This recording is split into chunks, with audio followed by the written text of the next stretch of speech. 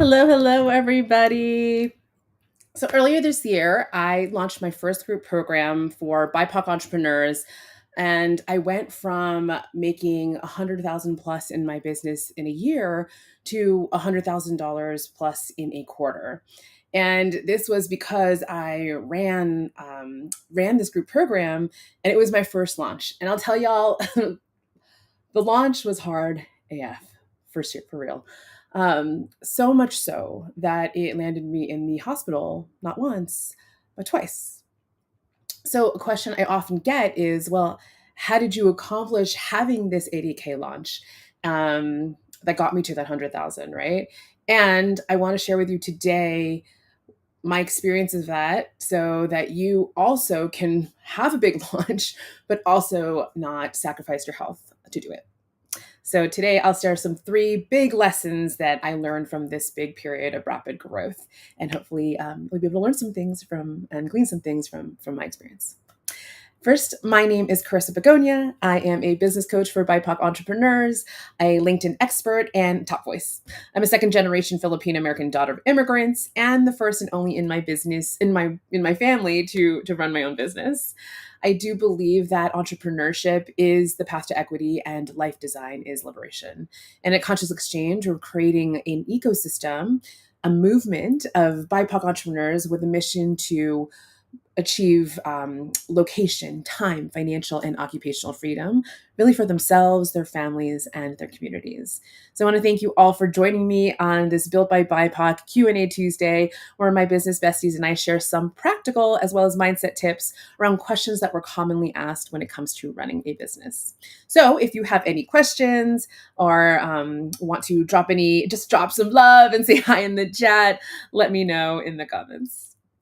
All right, so let's get into this. I know that you all are really curious about how you can also scale your business beyond 100,000 for the year, right? And a few years of my own doing my own one-on-one coaching, as well as DEI consulting, I decided to introduce a group program for BIPOC entrepreneurs to my product suite. And this idea, the strategy to grow and to scale, I highly recommend. What I do not recommend, though, is what I did for my launch. And I'm going to give you my top three lessons that I learned in this experience so that you can learn from my mistakes and not do what I did. And also what I have changed in the future as I am launching my next group program and future group programs using LinkedIn again. All right. So the first lesson is give yourself time to plan. This is something I completely underestimated how much time it would take for me to get everything together.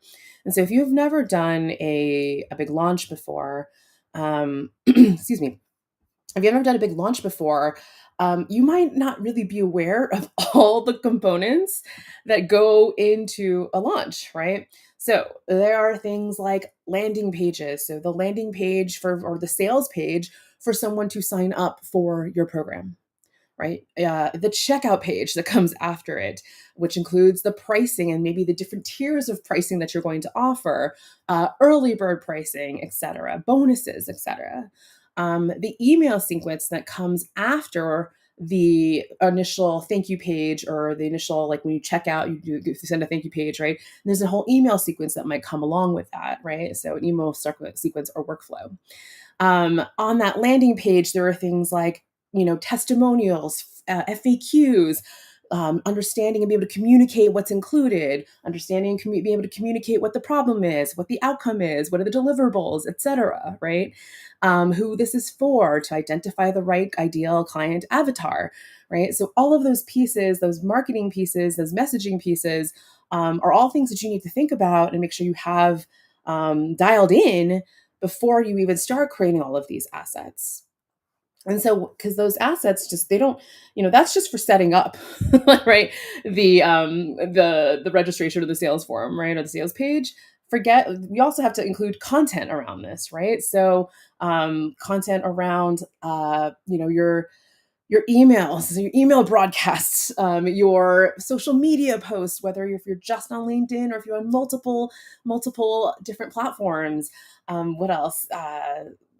if you're going to do a workshop. So one of the first things I did, or one of the parts of my strategy for launching, was to do a live workshop, right? And then some, you might have seen this, people do workshops, people do challenges. And so I watched what other people were doing and decided I wanted to run a 3-day, I believe, challenge is what I did. And mind you, y'all, I was not super comfortable yet running workshops. Like, I'm just hosting workshops frequently. It was just starting to get my, like, really get comfortable with that, much less a 3-part challenge. That was one of the first, or maybe the second one I had done. So it's still just kind of getting an understanding of all of that. So if that was a component of my launch, I was still figuring out what was going to be in that challenge, right? What was I going to teach? And then forget all of the other, again, components, again, the assets that come with it, the slides, the registration pages, the thank you pages, the email sequences, to make sure people come to your event, right? So that was a component of the larger launch that I also was still figuring out, right? So for me, I was still figuring out even what the product was, like, what was this group situation I was even creating? I was building it while I was trying to sell it. And so, because you maybe heard some of those guru sets, like, do that pre-sale, don't build the thing until you get some proof that people want it. Yes, and you have to have some solid idea of what you're trying to deliver. And at least I did. So, and I wasn't fully secure in that, what were all those different components? What was the pricing? What was I even really saying to attract my ideal client, right? So all of that, I don't know if y'all are feeling this, but that was all kind of still up in the air. And it was causing a lot of stress, confusion for myself, for my team. I was pivoting a lot. And, uh, and I truly just underestimated the amount of time and all the different pieces that would come with a launch.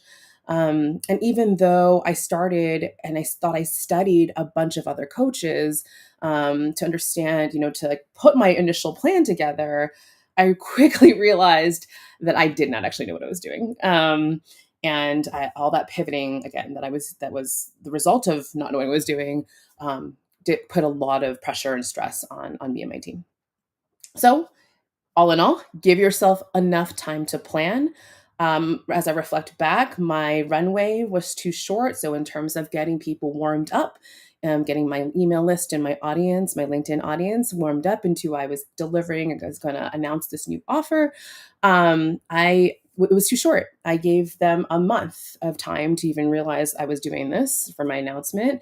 Typically, you want to give people 2 or 3 months of that warm up period, right? So usually it's a bunch of emails. And in addition, my open cart, so the time my program was open for people to sign up for it was too long. It was also a month, right? So I was actively selling for way too long a period of time, and taking all these calls, like intake calls, to see if people would fit in a very extended period. So again, for you, if you're going to do this, give yourself enough time to plan. I'm starting to plan my launches at least 4+ months out, so that I can have 2 or 3 months to even start to build and create all the assets before the card opens up. All right. So just give yourself enough time. All right. So the next big lesson that I learned in this wild launch I did last in Q1, was to give yourself space to rest. So because I was running around trying to build all these different assets, direct my team onto what I needed them to do, I was working around the clock. And the consequence of that, right? The result of that was I was not sleeping. And I'm in my 40s, y'all. And so maybe this worked, just like burning the midnight oil situation worked when I was in my 20s and maybe even my 30s. But as I'm getting older, that shit ain't working anymore. So, but I didn't realize that for myself, right? And I was very tunnel visioned into, I need to get this launch out, get this group program in, because this is my beta. If I don't have this, then there's going to be a domino effect on some of the other programs and some of the other things I want to do, that have been planning to do for the rest of the year. right? So this beta, there was a lot riding on this beta program for me to get it done so I could learn and understand what content I needed to do, learn how to do a launch more properly, etc. And that drive really put me into places where I was sacrificing sleep, you know. And I that is probably when I look back of, why did I land in the hospital. I'm healthy, relatively young, and I'm going to the hospital for with like a skyrocketed blood pressure, right? And really, what it came down to was I was having a couple panic attacks, right? Anxiety attacks because there was so much going on, so much in my mind. Not eating the best, right? Because or not eating like at any normal times, and not sleeping. And and out of all the behaviors, the bad toxic behaviors, I unfortunately did during that launch period, I I will have to name that sleep, not sleeping, not getting even at least 6, 5, 7 hours of sleep was probably the um, number one thing or issue that I wish I could have backtracked on, right, and changed. I understand these days that a big trigger for me now when I'm feeling sometimes more of that anxiousness come up for me, it's largely because I haven't gotten enough sleep. So a big lesson learned for myself now is, hey, I don't want to land in the hospital again. I don't want to feel bad because it's not even going to the hospital. Like there's days when I just actually feel like crap, right? And so the behavior change to protect my health, right, and make sure I have a vessel that can deliver all the good work that I want to do in this world is alive and well. Sleep is something I 100% prioritize now. So if you're thinking about not if you're thinking about or realizing you're not getting enough sleep, look at how you can look at your schedule and see what else can go, because sleep cannot be the one that takes the hit. All right. So, um, giving yourself space to rest. And then the third lesson I've learned is that you cannot launch, or it's going to be really, really hard to launch without help. You need a team. You can't do it yourself. I have a small team, or had a small team during that launch, a tech ops person who helped me build all those different pages, right? The landing pages, the sales pages, etc. All connecting the cart and the um, connecting, like, yeah, the checkout pages and such to everything, and to my website and etc. So I had her, and I had an OBM, a fantastic OBM who has experience in launching as well, and she helped me write a lot of the copy for like millions of emails that come with doing a launch, and also helping to organize some of the different pieces, the components, right? And that's a small team, y'all. Like, we're a little baby team, and it is totally doable. And I mean, we did it, right? Not in the cleanest or the easiest fashion, but we did it. We accomplished a big thing, but we were all tired and burned out afterwards. And in retrospect, when I think about how do I be a better leader for my team, right? How do I lead myself in a better way?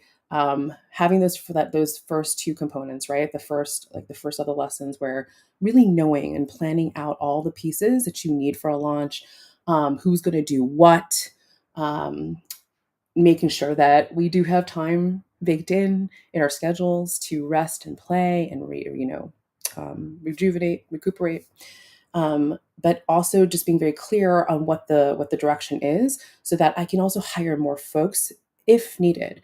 Right, my OBMs who stepped in so wonderfully probably wasn't the best person to be doing some of the writing on my content, right? And if I wasn't able to write them either myself or didn't know what quite to write yet, hiring a copywriter or a launch strategist would have been really, really helpful, right? All things I learned and know now that that period of my journey, my entrepreneurial journey, is over. But it's certainly something I never want to repeat again. I know that the journey and the roller coaster is real for entrepreneurs, and I just really encourage you to hopefully learn from these three big lessons, so that you can have an absolutely amazing, big, launch, expand your business to, multiple six figures, but not sacrifice your health and your well-being to do it, right? That is probably the biggest thing I want to impart with all of you, is to make sure that you take care of yourself and your vessel, because you have so many good things to bring into the world. A launch is not the end all be all to delivering your message. All right.